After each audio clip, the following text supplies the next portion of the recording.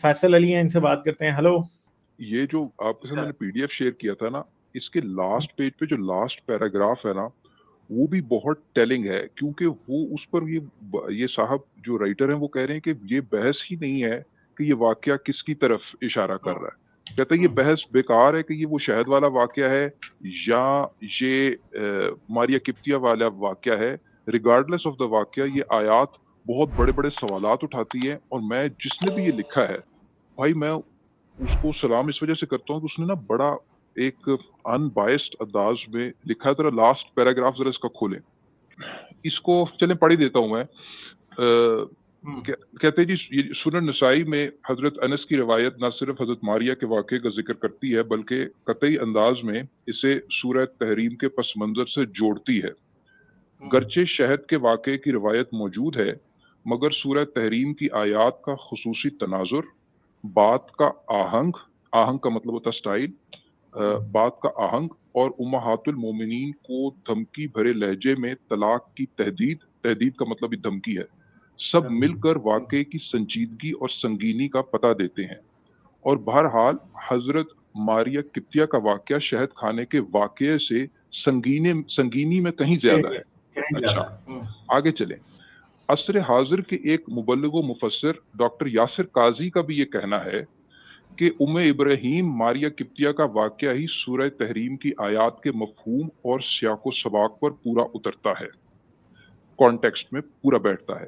Doctor قاضی کے بقول رسول اللہ پیغمبر ہونے کے باوجود بالآخر بشر تھے، اور چونکہ حضرت ماریہ کے ساتھ معاملات حضرت حفصہ کے گھر میں پیش آئے تھے، تو معاملے کو مزید ہوا دینے کے ڈر سے نبی نے حضرت ماریہ کپتیا کو اپنے اوپر حرام قرار دیتے ہوئے حضرت حفصہ سے وعدہ کیا کہ وہ آئندہ حضرت ماریہ سے دور رہیں، اور ساتھ ہی حضرت حفصہ کو منع کیا کہ وہ اس بات کا ذکر حضرت عائشہ سے نہ کریں.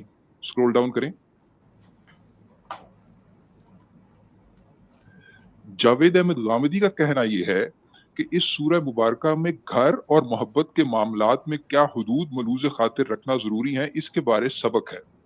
غامدی صاحب کا اپنا آپ کو پتہ نا ایک انداز، انہوں نے کوئی نہ کوئی چیز نکالنی ہوتی ہے. آگے دیکھیں، آگے آتھر لکھتے ہیں کہ گرچہ عقیدہ اور عقیدت دونوں ہی قلم کو آگے بڑھنے سے روکتے ہیں. گرچہ عقیدہ اور عقیدت یعنی کہ ان کا بلیف سسٹم اور ان کی جو رسپیکٹ ہے رسول اللہ کے لیے اور اسلام مومنون کی بلیفز کے لیے، اس کو رسپیکٹ کرتے ہیں یہ حضرت. لیکن کہتے ہیں گرچہ عقیدہ اور عقیدت دونوں ہی قلم کو آگے بڑھنے سے روکتے ہیں، مگر انصاف کا تقاضا یہ ہے کہ اس سلسلے میں ملعون ملحدین کا نقطہ نظر بھی سامنے رکھ دیا جائے. یعنی وہ کہہ رہے ملحدین پہ لعنت ہو، ان کا بھی نقطہ نظر سامنے رکھ دیا جائے. وہ کہتے ہیں جی ملحدین کے مطابق چاہے واقعہ شہد سے منسلک ہو یا ماریہ کپتیا سے، ایک ایسی ہستی جو دو جہان کے وجود کا باعث ہوں، یعنی پروفٹ، ان کا ایک بشری کمزور گھڑی میں، یعنی ہیومنلی ویک مومنٹ، ان کا ایک بشری کمزور گھڑی میں اپنی بیوی کے ڈر سے اپنے اوپر شہد یا ماریہ کپتیا کو حرام قرار دے دینا اور اس بات کو راز میں رکھنے کا خصوصی اصرار کرنا خدا کے ساتھ ان کے کسی بھی تعلق یا رابطے کو ہی شک میں ڈال دیتا ہے. کہ ایک پروفٹ یہ کہہ رہا ہے پلیز پلیز اس کو راز میں رکھنا، آگے کسی سے بات نہ کرنا. ٹھیک ہے، وہ شہد والی بات بھی ہو سکتی ہے، وہ ماریہ کپتیا والی بات بھی ہو سکتی ہے، یہ بحث ہی نہیں ہے. یہ بڑا اچھا اینگل نکال رہی ہیں حضرت کہ یہ بحث ہی نہیں ہے. لیکن یہ کہ نبی نے یہ کہا کہ بھئی آگے کسی سے بات نہ کرنا، وہ ڈر گئے. ٹھیک ہے، یہ خدا کے ساتھ ان کے کسی بھی تعلق یا رابطے کو ہی شک میں ڈال دیتا ہے.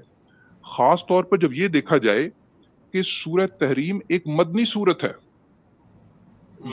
آگے ذرا سکرول ڈاؤن کریں.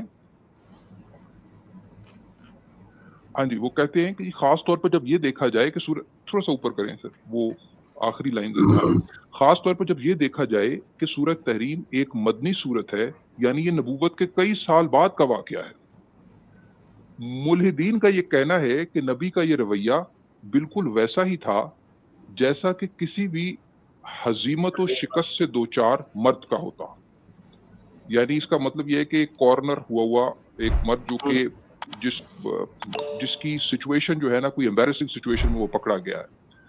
خصوصاً اس سورہ کی آیات میں ازواج مطہرات کو انتہائی الفاظ میں طلاق کی دھمکی اور ان کو بہتر بیویوں سے تبدیل کر دینے کی تحقیرانہ دھونس خالصتاً ایک ایسے معاشرے میں رہنے والے مرد کا لہجہ ہے جس معاشرے میں عورت ایک استعمال اور تواتر سے تبدیل کیے جانے والی شے ہے، اور یہ کہ اس لہجے سے انسانی انداز گفتگو کی بو آتی ہے، نہ کہ کلام خداوندی کی مہک۔ قرآن اگر خالق کائنات کا کلام ہے تو بھلا سب جہانوں کے مالک کو کیا پڑی کہ وہ عورتوں کو طلاق کی دھمکی دے اور دوسری عورتوں سے تبدیل کر دینے کی دھونس جماتا پھرے۔ خدا کو تو چھوڑیں، بیویوں کو طلاق کی دھونس اور دوسری بیویوں سے تبدیل کر دینے کی تحقیر آمیز دھمکی تو انسانی معیار سے بھی گری ہوئی حرکت ہے۔ مذہب کے پیروکاروں کا یہ کہنا ہے کہ چونکہ اس وقت کے معاشرے میں یہ سب عام تھا، اس لیے نبی کو آج کی اخلاقیات کی کسوٹی پر نہ پرکھو۔ ٹھیک ہے، یہ بھی ایک ان کا ہے، تو آج کی اخلاقیات کی کسوٹی پر نہ پرکھو، ایسا کہنا محض ایک عذر تراشی ہے اور کچھ نہیں۔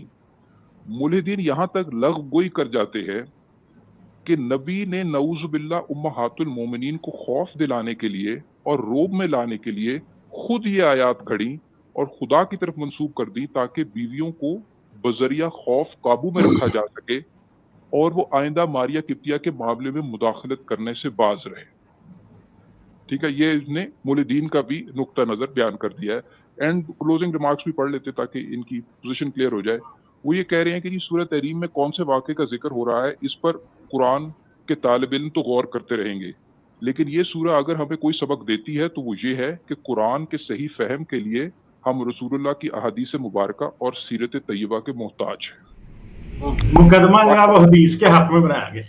ہاں جی، فائنل کنکلوژن یہ ہے کہ قرآن اپنے اندر اپنی تفسیر نہیں ہے، کیونکہ آپ کو کچھ پتہ نہیں چلے گا کہ یہ کیا واقعہ ہوا ہے، اور واقعہ بہت سیویئر ہے، قرآن میں اس کا ذکر ہے، اور پتہ کچھ نہیں ہے۔ وہ پتہ لگانے کے لیے آپ کو دوسرے سورسز میں جانا پڑے گا۔ Hats off to this person, جو بھی یہ حضرت ہے، کہ انہوں نے بڑا ہی ایک بیلنس قسم کا کی اپروچ دی ہے، حالانکہ حدیث کے حق میں کی ہے، لیکن انہوں نے کچھ جو اسکیپٹک ہیں مولدین ہیں ان کا نقطہ نظر بھی کھل کے بیان کیا۔ لائک، شیئر اور سبسکرائب کرنا مت بھولیں۔ اس کے ساتھ ساتھ آپ میرے چینل کو پیٹریون پر سپورٹ کر سکتے ہیں۔ پیٹریون کا لنک ویڈیو کی ڈسکرپشن میں ہے۔